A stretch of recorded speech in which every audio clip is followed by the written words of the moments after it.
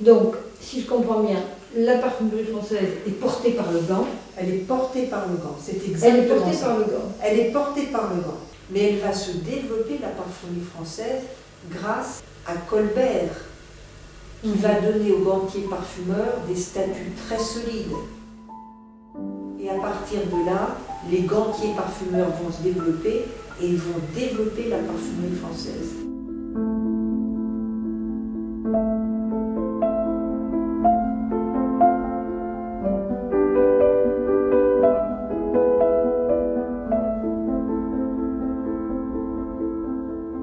Pour être habilité à devenir gantier parfumeur, il fallait 7 années d'apprentissage.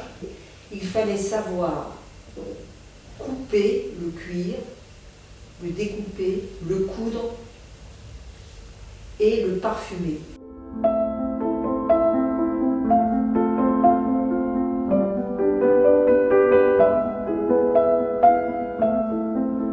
Il fallait savoir tailler et coudre des peaux très diverses. On ne faisait pas les gants uniquement avec du veau, du cabri, du chevreau, vous voyez. On faisait aussi des gants en peau d'ours, de loup. Et ensuite, pour parfumer les gants, on les mettait dans des caisses remplies de fleurs, de jasmin, de rose, de violet. Et ces fleurs étaient renouvelées toutes les 12 heures pendant 3 semaines. Et pour renforcer l'odeur des fleurs, on ajoutait aussi des produits animaux comme le musc, l'ambre, la civette. Et donc ces odeurs animales jointes aux odeurs des fleurs permettaient de cacher dans les gants des poisons. Et René Florentin, le parfumeur de Catherine de Médicis, a même été arrêté parce qu'on l'a accusé de fabriquer des gants parfumés empoisonnés. Et au XVIIe siècle, la dernière compagne de Louis XIV, Madame de Maintenon, a été accusée d'avoir voulu empoisonner la dauphine en lui offrant des gants parfumés. Donc le gant parfumé a des tas d'aspects.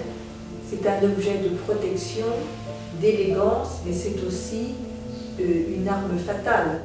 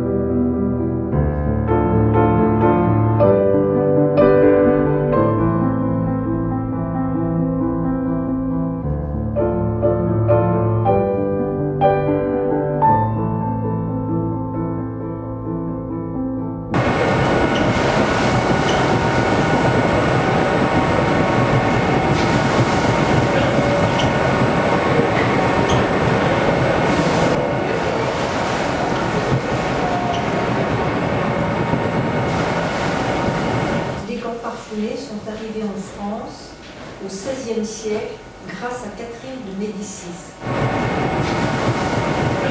Elle a introduit cette mode des gants parfumés qui existait déjà dans son pays. Elle est venue en France avec son parfumeur René de Florentin, qui s'est installé sur le pont du Change à Paris et qui réalisait toutes sortes de parfums et des gants parfumés. Et ces gants parfumés sont au départ de l'activité, du développement de l'activité de la parfumerie en France.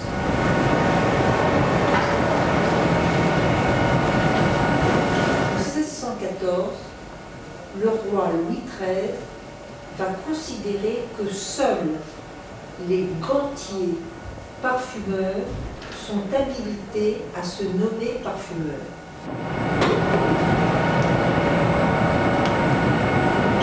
Jusqu'alors, la parfumerie était une activité très éclatée. Il y avait plusieurs professions qui faisaient des parfums. Les apothicaires, ce que les parfums étaient un médicament. Les gantiers, les triacleurs, c'est-à-dire ceux qui fabriquaient la thériaque, une ancienne potion qui vient de l'Antiquité, qui protégeait de la peste. Les chandeliers, donc tous ces gens-là faisaient des parfums. Mais à partir de 1614, seuls les gantiers ont le droit de se nommer parfumeurs. Les autres continuaient à faire des parfums, mais ils avaient moins en fait de crédibilité que les gantiers parfumeurs. Ils avaient moins de reconnaissance. Et leur reconnaissance et protection va s'accentuer sous Louis XIV, parce que Louis XIV considérait que la parfumerie était une grande activité d'avenir, il avait du flair, et il va leur donner des statuts pour protéger la profession, la contrôler. Et à partir de là, la parfumerie française va se développer et exploser, puisqu'elle est encore reconnue comme la première du monde. Mais c'est à partir du gant parfumé.